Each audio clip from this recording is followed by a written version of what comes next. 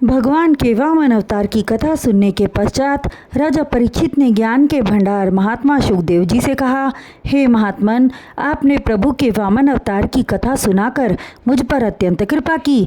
अब कृपा करके अपने श्रीमुख से मत्स्यावतार की कथा सुनाकर मेरी इच्छा पूर्ण करें। तब श्री शुकदेव जी बोले, हे राजन, कल्प का अंत हो जाने पर ब्रह्मा जी निद्रा अवस्था को प्राप्त हो जाते हैं। उस समय पृथ्वी आदि जलमग्न हो जाती हैं। उस समय ब्रह्मा जी शयन कर रहे थे। निद्रा अवस्था में उनके मुख से झमाई आई और उसी के साथ उनके मुख से वेद निकलकर बाहर आया। उस वेद को हयग्रीव नाम का दैत्य चुरा कर पाताल लोक में चला गया। हयग्रीव से वेदों को वापस लाने के लिए भगवान ने मत्स्य अवतार धारण किया। मत्स्य अवतार धारण करने का कारण वेद की रक्षा करना था। श्री शुकदेव जी राजा परीक्षित से प्रभु के मत्स्यावतार की कथा का वर्णन करते हुए बोले, हे राजन, राजर्षि सत्यव्रत उस समय के राजा थे।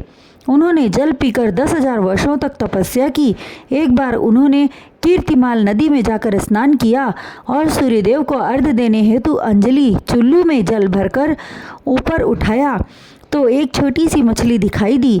उस मछली ने राजा से मनुष्यवाणी में कहा, हे राजन, इस नदी में मुझे अपने प्राणों का भय है। कोई बड़ी मछली मुझे खा जाएगी। मैं आपकी शरण में हूँ, मेरी रक्षा करो।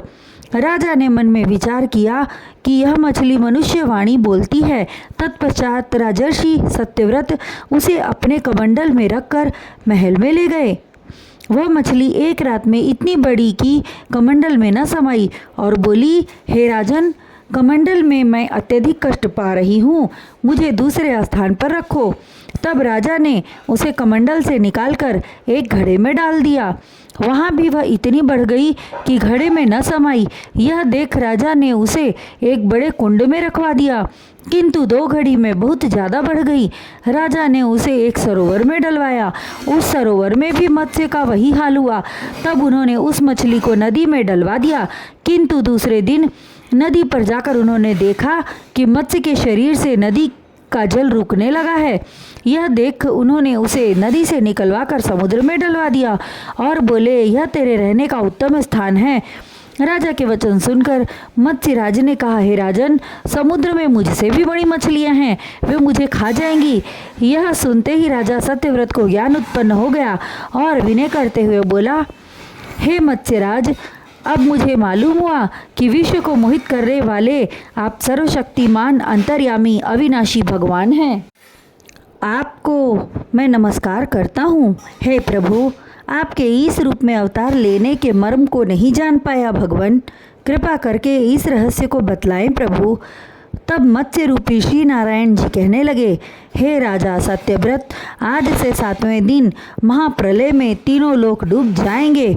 उस समय तुम्हारे पास एक नौका आएगी। तुम सप्तर्षियों सहित पृथ्वी के समस्त बीजों को अपने साथ लेकर उस पर चढ़ जाना। महाप्रलय के समय सर्वत्र अंधकार छा जाएगा, किंतु सप्तर्षियों के दिव्य ज्योति से वहाँ प्रकाश रहेगा। उस समय इस मत्स्य रूप में मैं तुम्हारे पास आऊँगा। तब तुम वासुकी नाग की रस्सी बनाकर नौका को मेरे सींग से बांध देना और उस प्रलय कालीन जल में तुम्हारी नौका को खींचता हुआ विचरण करूंगा तथा तुम्हारे पूछने पर परब्रह्म के ज्ञान का उपदेश करूंगा।